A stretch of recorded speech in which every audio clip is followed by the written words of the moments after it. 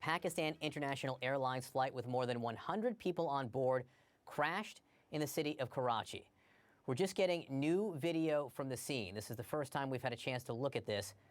Wow, it shows buildings on fire. You can see the impact of where this plane landed or crashed. Officials say the flight was headed from Lahore to Karachi when it vanished off radar just before it was scheduled to land. CNN's Sophia Safi joins us live now from the capital of Islamabad with the breaking details. I know it's early. What have you learned, Sophia? Well, Alison, we know that this happened just a little earlier this afternoon. The flight took off from the city of Lahore to the Karachi, which is the most populated city of the country. Now, flights hadn't been running in Pakistan for about 2.5 months, and it's only recently that Pakistan's national flag carrier, PIA, Pakistan International Airlines, had even resumed flights, and they were running at a very limited flight schedule. So the amount of passengers, from what we've been told by the Aviation Ministry, that there were about 99 passengers and 8 crew on this flight. And from what we've learned so far is that the flight crashed in a residential area very close to the airport. Now, I've been there, and it's an extremely packed area. There are lots of closely built apartment blocks, etc. So there are concerns that the death toll, which has not been confirmed yet, would also include people on the ground. So there is a lot of chaos in the city as of right now, a lot of confusion. The latest information that we have is that this plane crashed in a very crowded urban area called Model Colony. This is very close to the airport.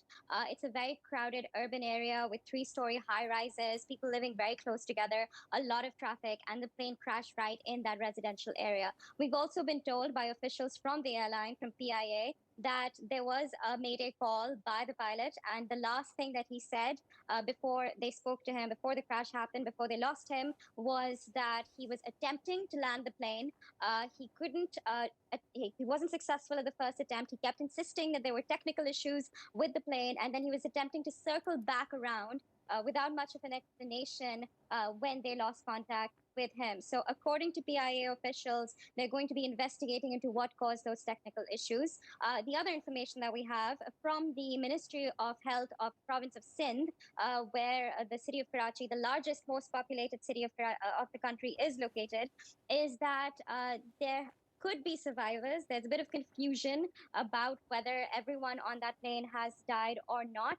There is hope that there are survivors. We're being told that there were 5 survivors, but because this is a moving situation, it's being difficult to kind of figure out what the death toll or the amount of survivors currently is. Yeah, exactly. We are getting these reports of the possibility of survivors.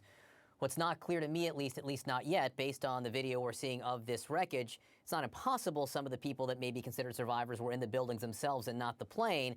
What do we know about that at this point?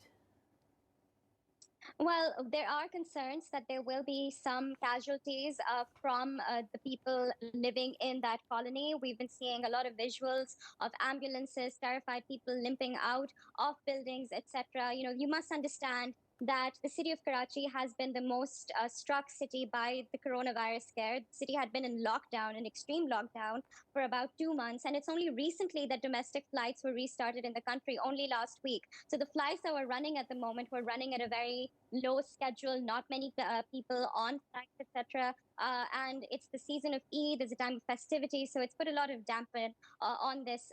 This tragedy has put a dampener on this situation.